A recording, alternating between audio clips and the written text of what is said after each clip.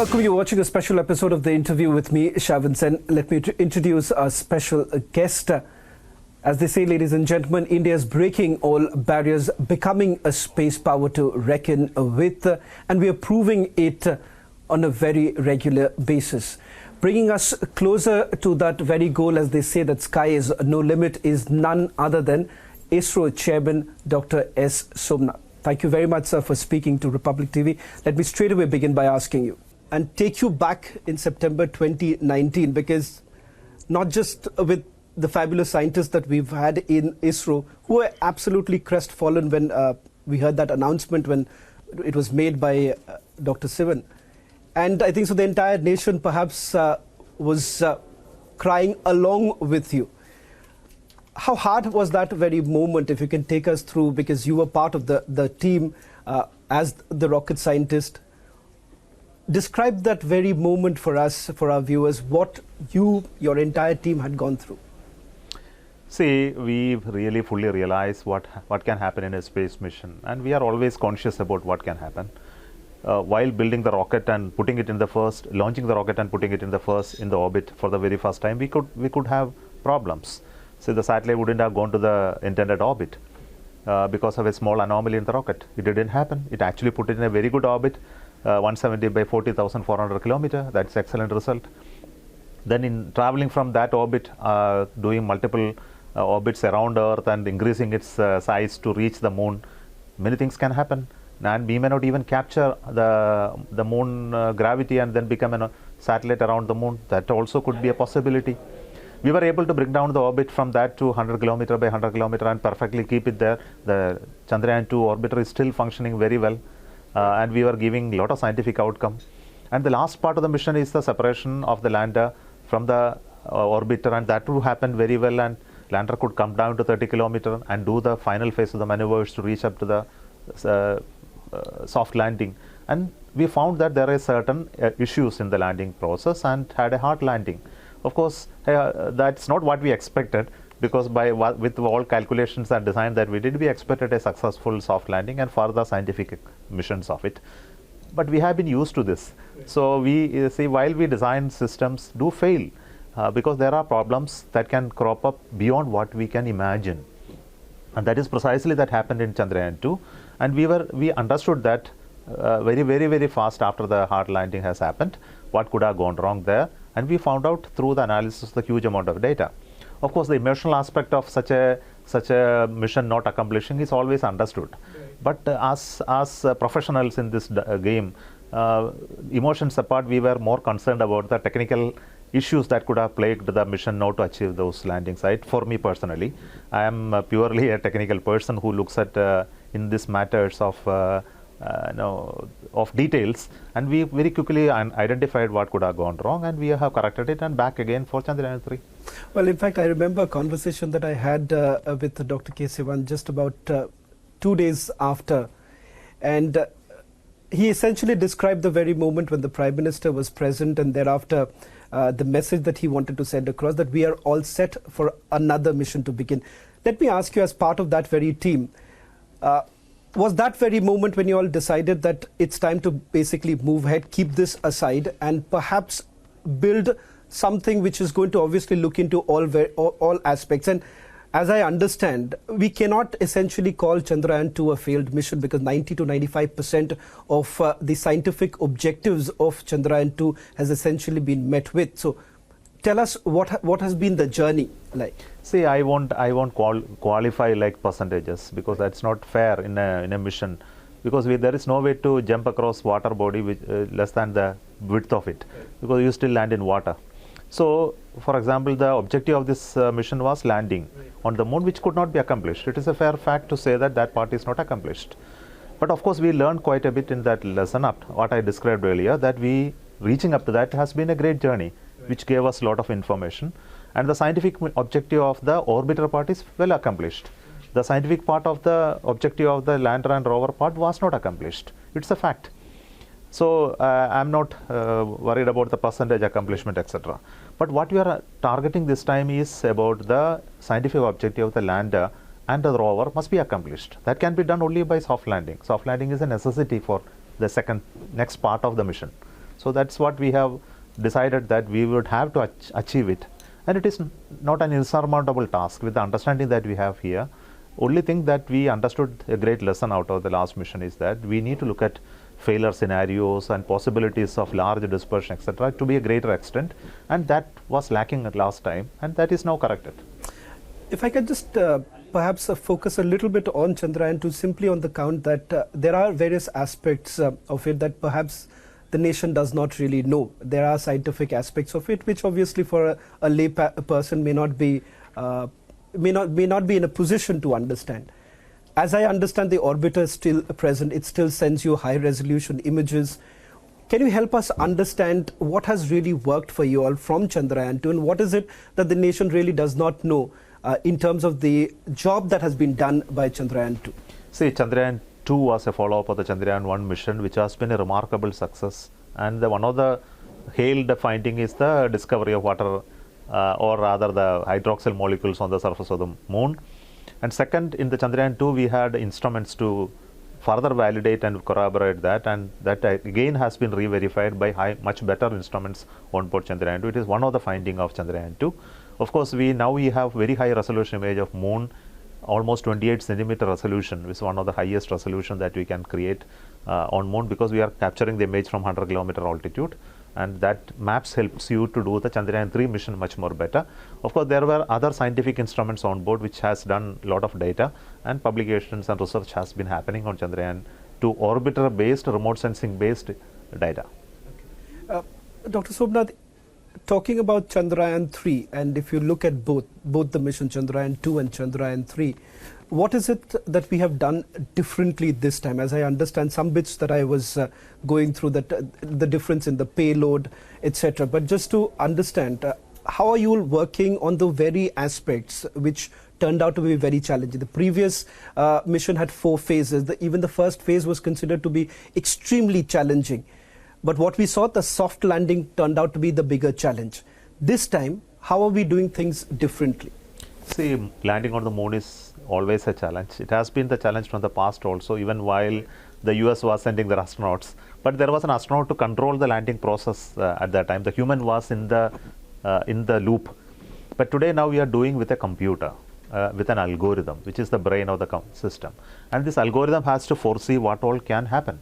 And it has possibility of doing things only what we have envisioned for it to do. It cannot do anything different. Unlike a human being who can make a new design or new approach right there when he faced some challenges. And actually it happened in earlier moon missions. Human being was deciding certain things which a computer couldn't do at that time. Now coming back to the Chandrayaan-2, see, we create scenarios of landing. Scenarios can be hundreds of scenarios of the initial conditions variations, the position where we land, whether we should exactly land, or I take a decision that for me landing is important than the location. Landing on a stone or a crater is more important than falling at very high velocity and crashing. These decisions a computer cannot take.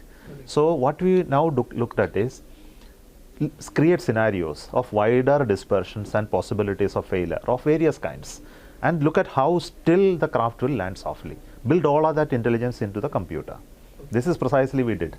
So you would say that the significant difference is the way the computer essentially operates, gauges what is the need of the hour at that point, especially when you're closer to the landing, which of course becomes the difficulty with the velocity, all that put together. Are we also looking at certain other significant changes? For instance, as far as the rocket was concerned, that was considered to be the heaviest rocket. What are the other aspects that would you say is perhaps the first of its kind as far as Chandrayaan-3 is concerned? See, when I said that, it was in such a brief to say the essence of that change. But to implement that particular goal of handling possible variations of larger extent, it means making certain changes in the hardware. There were many changes in the hardware to accomplish that. One of them is that we were landing with a single engine last time. Now we are going to land with 2 engines this time. Because the mass of the rover is higher and we cannot handle with single engine. Second is we are having more fuel on board to handle dispersions of wider extent. So we have to load more fuel, which calls for change in the hardware design, tank design, everything we have modified. Third, we have more power generation on board. Now if you don't face the sun after landing, if and it should not go, switch off in short time. So we were not in a position to do any further experiments. That is also a failure. Even after soft landing, things need not work. So how do we foresee how the possibility is there? Then we looked at how sensors can mislead you. There are certain sensors to measure position, height, speed, relative to the moon, etc. And we try to put additional instruments to handle failures of multiple sensors. Then we have additional images that are obtained from the Chandrayaan-2 orbiter loaded onto the lander so as to handle the location more effectively. So once you get the onboard stored image, which is from the Chandrayaan-2, and the actual image, they will compare and see I am right there, and we can make a landing more precisely. Finally, we expanded the landing zone to a much larger area so that in case we find any deviations, it can still land safely rather than land at the exact location. So we widened the possibility of landing to a greater area. So, and algorithm, software is also given a lot of freedom to make those changes and approaches. And finally, with all of this, we did large number of testing and simulations to prove that our approaches, our algorithms, our sensors, our failure modes are validated before the actual launch. So this is fundamentally the converting the goal to the action. As I understand, Dr. Somanath, if this goes the way it has been planned, India becomes the 4th country to land its spacecraft on the surface of the moon.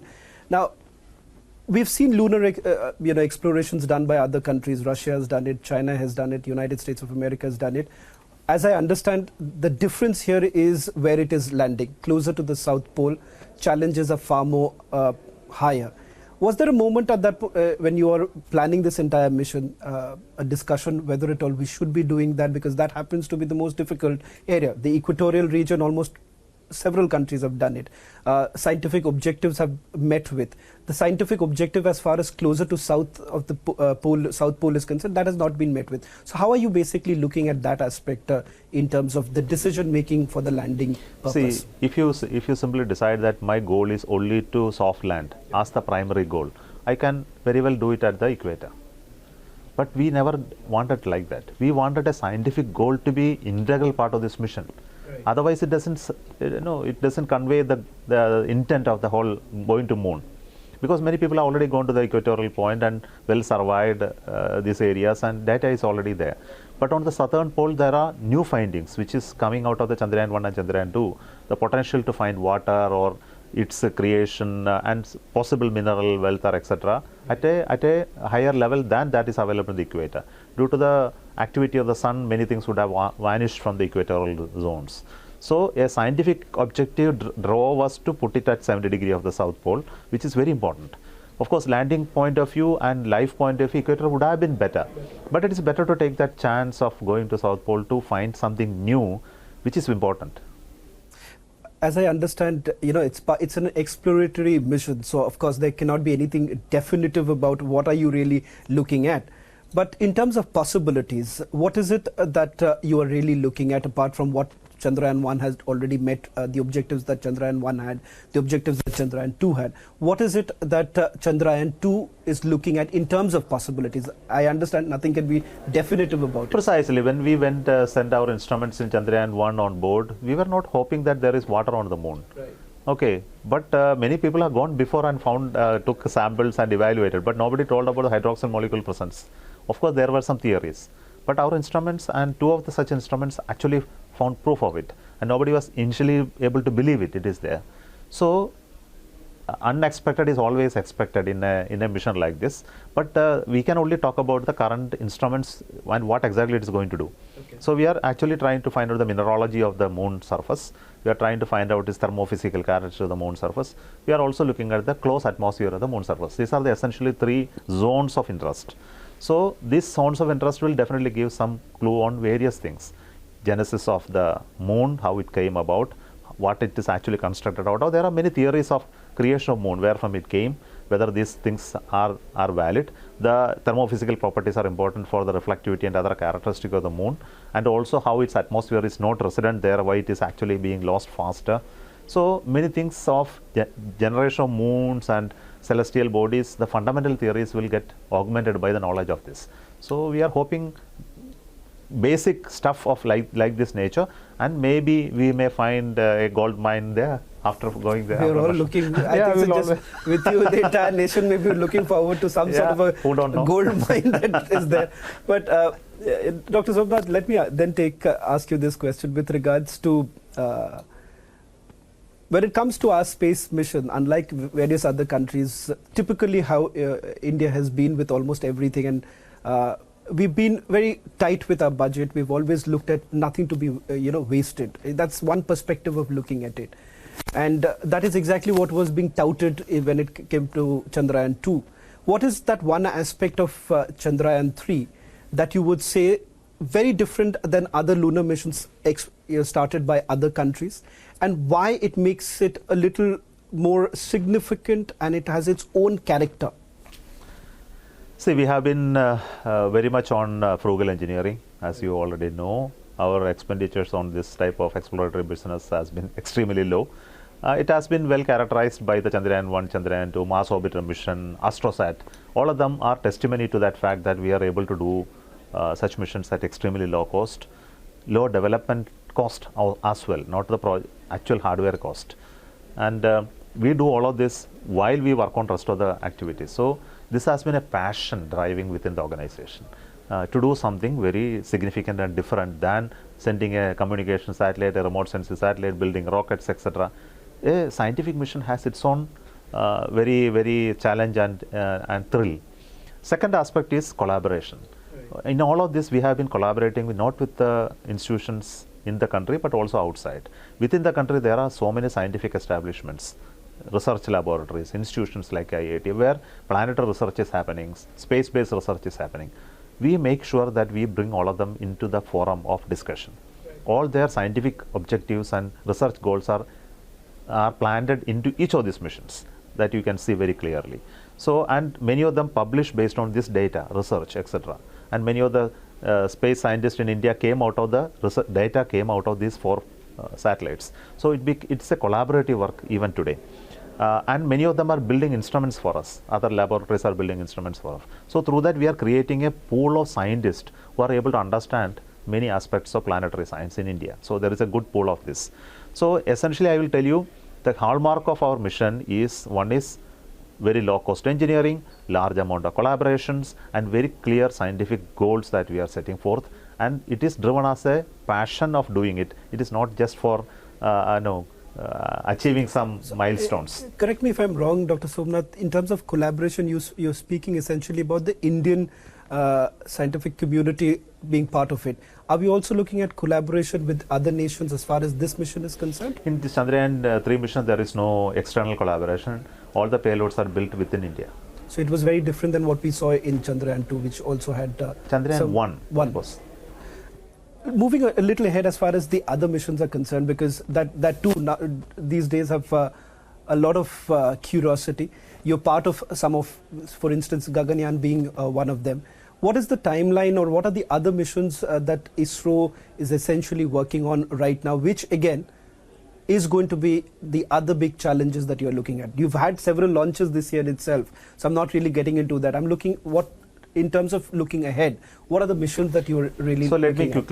Let me quickly talk about some of the immediate missions and targets that we have set. The first and foremost is a mission for the Sun Aditya L1 launch. So the satellite is in the final phase of integration, testing, etc.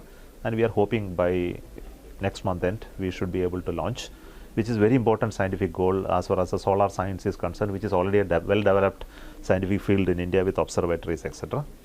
Second is we are working on another satellite called X-ray polarimeter satellite, which is XPOSat, which is also nearly completed, and we are yet to schedule the launch of this satellite, which is going to study of polarimetry of satellite stars, which will also look at the star formation, black holes and things like that, which is again a scientific mission. We are in the and we are going to launch our climate and weather satellite INSAT 3DS immediately, which is very much required by IMD for its weather forecast and prediction, which is next mission.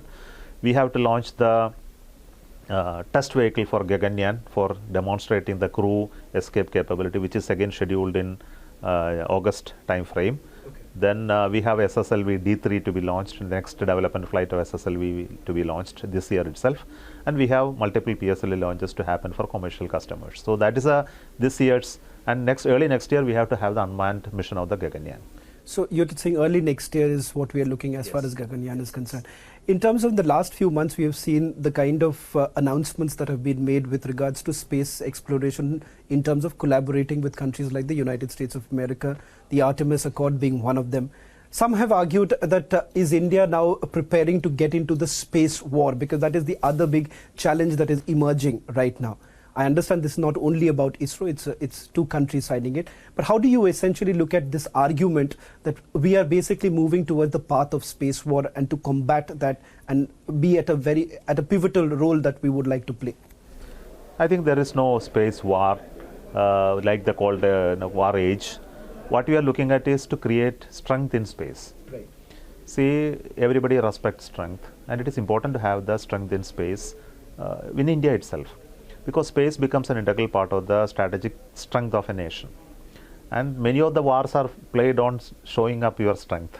Okay, you are not actually exercising it. So basically it is a supplementary role with respect to whatever strategic strength we need to have. We need to have communication capability, observation capability, timing and positioning capability of our own, which is very secured and not to be disturbed by others. So it means many capabilities to be developed and placed for space, and which is very important activity. So it's not for immediately getting into any war. Everybody realizes that space war can be disastrous for anybody. But it is actually make sure that your security is enhanced by giving secured communication to our forces as well as information what is necessary. So that has been a key area, because I remember some of the announcements that were made in the last few years with the government making it very clear that this is a key area. Government time and again has made this announcement that it is an area that we need to focus on. How are you looking at the responses that are coming in from other nations, especially when you're collaborating with them? What kind of a response do you get when you're interacting with them? See, we have been collaborating with many nations in the past. We continue to collaborate. With the US, you specifically asked about us. We have been, even the Chandrayaan-1 had payloads from US. Right. Even for Chandrayaan-2 and 3, they are helping us in terms of the deep space navigation networks and analysis activities. And we are building the NISR together, and possibly we may build future engagements, and human spaceflight as part of the ISS mission of an Indian astronaut is also announced. That means there is going to be a greater engagement of US with India. And what we want future is not simply the ISRO and NASA collaboration. What we want is industry of ISRO, industry and space ecosystem in India collaborate with space industries in US, which is something that we are looking for. And it will happen. See, there are a lot of innovation happening in US, especially in the advanced technologies. And access to those technologies for Indian companies is very crucial for us, because here we have companies who are waiting for innovation, and unless they have the latest of the technologies, which has an advantage in US, is not available there, they cannot grow beyond a point. And we make sure that we become part of that whole ecosystem of industries to enable this Indian industries to innovate and produce systems even for US market. And they see that there is a potential. If an Indian company develops something for the US user, it can be done much cost effective, much faster pace in India than in US. I think this is a fact that they have realized. So they are forthcoming in this to create that possibilities. Possibly you may not know that there are already companies in India working for US government, US space activities, especially developing key technologies. So when it comes to the space, in terms of the Indian Space Policy 2023, which looks at private partnership also, what is it that ISRO is essentially looking at, and how do you think that is going to perhaps boost the forward-looking aspect of ISRO? The policy 2023 on space policy clearly brings out the roles and responsibility of the institutions that we have created and the government. I think this is the essence of the message. So the ISRO as a national space agency will look at research and development and creating the knowledge base in this space ecosystem. And many of the operational aspects of what ISRO has been doing. Over the years, the operational side went up, and that has to move to industry. And we have to support the private space ecosystem, and they have no limitation of doing whatever they want to do in space, and there is no constraint for them to enter into space activity anywhere. And whatever knowledge and skill that ISRO has got will have to be shared with these private players to create that capability within this. So this is the essence of the 2023 space policy. and we are implementing it by creating institutions like InSpace, which is going to be a promoter and handholder for private players. NSIL, strengthening NSIL to do business, not by simply leveraging on ISRO's capability alone, but investing and creating new possibilities of user base and infrastructure on themselves, so as to take up more business-like operation. And non-governmental entities definitely looking forward to the help of ISRO, and we create a mechanism by which this help can be extended. So it's happening. Well, in fact, one final question that I want to take with you in terms of the challenges ahead. And on a lighter note, Dr. Somanath, what is it that you essentially would be telling your team? Because most of the times the focus is about who's heading it, but very little focus is given to those who are part of your team. What is it that you go back and tell them at a time when you have had several challenging missions? Let me tell you that that statement is not fair. Though it has been my fate to sit and talk to that's press. What I said. I said, what do you tell them? What do you tell them to your team? See, for me, it is a team which is the biggest strength of what ISRO is doing, and we always work with a team motivationally. It is not for any individuals to come and talk about it. So our team is the most important, and we always say we work together. I am part of the team. Thank you very much, Dr. Somanath, for speaking to Republic TV. It's always a pleasure to have you. I know you're a busy man, but thank you for taking out the time. And I think as a network, we always say nation first. I believe that ISRO has played a pivotal role in putting us on that very map. Thank you very much. Thank you so much. Once again for putting this into perspective. All the best to you and your team. That was the special episode of the interview with Dr. Somanath, talking about the challenges that the ISRO essentially faces while building a mission like Chandrayaan-3, and of course, not to forget several other missions which are in the pipeline. Thank you for watching.